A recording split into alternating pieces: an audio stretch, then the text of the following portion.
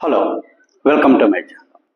ఈరోజు ఈ వీడియోలో మనం ఈరోజు దాదాపు మధ్యాహ్నం 3 గంటలు ఆ సమయంలో సాక్షి డిజిటల్ మీడియాలోనే ఒక వార్త రావడం జరిగింది.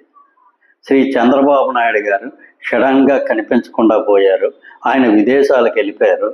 దీనితో ఒక్కసారి అధికారులంతా ఏం చేయాలో పాల్పోవడం లేదు.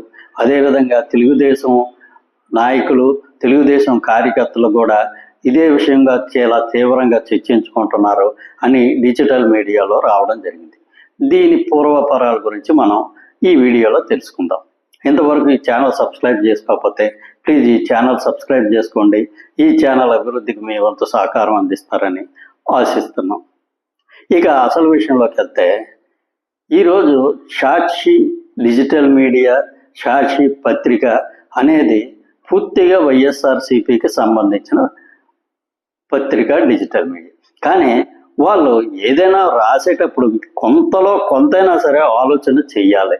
అంతేగాని ఏదో నోటుకొచ్చింది, చేతికొచ్చింది మనం మాట్లాడేస్తాం, చెప్పేస్తామంటే అది దానివల్ల పూర్తిగా వ్యతిరేక భావం ఆ పత్రిక మీద, డిజిటల్ మీడియా మీద వచ్చి సామాన్య ప్రజలు ఎవరో వాటి జోలికి వెళ్ళడం మానేస్తారు. ఈరోజు చంద్రబాబు నాయుడు గారి విదేశీ పర్యటన గురించి ఆల్రెడీ వారం రోజుల క్రితం నుంచి మనకి పత్రికల్లో న్యూస్ వస్తూనే ఉంది.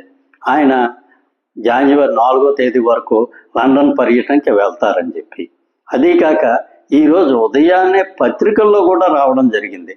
నిన్న క్యాబినెట్ మీటింగ్ అయిన తర్వాత క్యాబినెట్లో ఆయన చర్చించడం జరిగింది. ఆయన విదేశాలకు వెళ్తున్నామని, ఈ 5 రోజులు ఏమైనా సరే అవసరమైతే తను సంప్రదించమని ఇటువంటి విషయాలు చెప్పారని చెప్పి మనకి ఈరోజు ఉదయాన్నే పత్రికల్లోనే వచ్చింది. అంటే పత్రికలో వచ్చిందంటే నిన్న రాత్రి ఆ న్యూస్ అంతా ప్రింట్ అయ్యి ఉంటుంది. అంటే ఇంతలా తెలిసిన తర్వాత కూడా ఈరోజు మధ్యాహ్నం నిదానంగా డిజిటల్ మీడియాలో ఆయన లండన్ ప్రయాణం ఎవరికి చెప్పకుండా వెళ్ళిపోయారు. అసలు మినిమం కామన్ సెన్స్ కూడా లేని వ్యక్తులు ఈ డిజిటల్ మీడియాని మెయింటైన్ చేస్తున్నారు అనుకోవచ్చు. ఈరోజు చంద్రబాబు నాయుడు గారు ఒక రాష్ట్రానికి ముఖ్యమంత్రిగా ఉన్నారు. అదీకాక Z+ కేటగిరీలో ఉన్నారు. ఆయన ఎక్కడికి వెళ్ళినా ఆయనకు సంబంధించిన డీటెయిల్స్ అన్నీ కేంద్ర ప్రభుత్వ హోంశాఖకి ఖచ్చితంగా తెలియజేస్తారు. అలా తెలియజేయకుండా ఆయనకి ఎక్కడికి వెళ్ళడానికి అవ్వదు. ఎందుకంటే ఆయన Z+ కేటగిరీలో ఉన్నారు. ఇదే విధంగా లోకేష్ గారు ఎక్కడికో వెళ్ళారు. ఇంతకు ముందు కూడా ఇదే విషయంగా లోకేష్ గారు, పవన్ కళ్యాణ్ గారు, చంద్రబాబు నాయుడు గారు చాలా విపరీతంగా ఖర్చులు పెడుతున్నారు. ఎక్కడ పడితే విపరీతంగా హైదరాబాద్కి, విజయవాడకి హెలికాప్టర్లోని, ఫ్లైట్లో తిరుగుతున్నారని ఇంతకు ముందు కూడా వాళ్ళు విమర్శించడం జరిగింది. కాకపోతే ఇదే విమర్శకి ఆల్రెడీ కొన్ని ఆర్టీఐ సమాచారం ప్రకారం లోకేష్ గారు ఇంతవరకు తన పర్యటనల నిమిత్తం ₹1 కూడా క్లెయిమ్ చేయట్లేదని, ఆయన సొంత వనరుల్నే ఆయన ఉపయోగించుకుంటున్నారని, అదేవిధంగా పవన్ కళ్యాణ్ గారు కూడా ఆయన సొంత వనరులను ఉపయోగించుకుంటున్నారు తప్ప ఆయన ప్రయాణ ఖర్చులు ఏవి ప్రభుత్వం నుంచి తీసుకోవట్లేదని ఆల్రెడీ ఇంతకుముందు న్యూస్లు రావడం జరిగింది.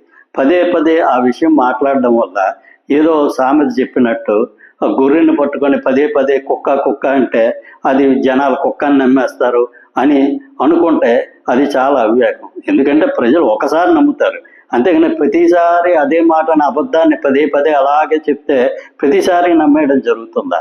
ఈరోజు ముఖ్యమంత్రి గారు వెళ్ళారంటే అందరికీ చెప్పే వెళ్తారు. ఆయన పర్యటన గురించి ఆల్రెడీ వారం రోజులు పెట్టి పేపర్లో వస్తూనే ఉంది. అది కనీసం పేపర్ నాలెడ్జ్ కూడా లేకుండా సడన్గా ఈరోజు మధ్యాహ్నం 3 గంటలప్పుడు అది సోషల్ మీడియాలో రావడం జరిగింది. ఆయన ఉదయాన్నే పేపర్లో ఆల్రెడీ ఆయన పర్యటన గురించి డీటెయిల్స్ వచ్చాయి. అది కూడా చూసుకోకుండా, అంటే వైఎస్ఆర్సీపీ సోషల్ మీడియా పత్రిక అనేది కేవలం వాళ్ళ పార్టీ వాళ్ళు చదివితే చాలు, వాళ్ళ పార్టీ వాళ్ళు ఆనందిస్తే చాలు అనే దృష్టితోనే వాళ్ళు రాస్తున్నట్టు సోషల్ మీడియాలో పోస్టులు పెడుతున్నట్టు ఉంది తప్ప దానివల్ల ప్రజల్లో ఏ విధమైన పాజిటివ్ దృక్పథం అనేది వాళ్ళ రాతల మీద రావడం లేదు. ఇకనైనా జాగ్రత్త పడి ఏవైనా విమర్శలు చేసినా, అబద్ధాలు చెప్పినా కొంచెం నమ్మేటట్టు అబద్ధం చెప్పాలి. అది సోషల్ మీడియా వాళ్ళు, సాక్షి వాళ్ళు నేర్చుకుంటారని ఆశిద్దాం. Thank you. ఈ వీడియో నచ్చినట్లయితే ఈ ఛానల్ సబ్స్క్రైబ్ చేసుకోండి. Thank you very much.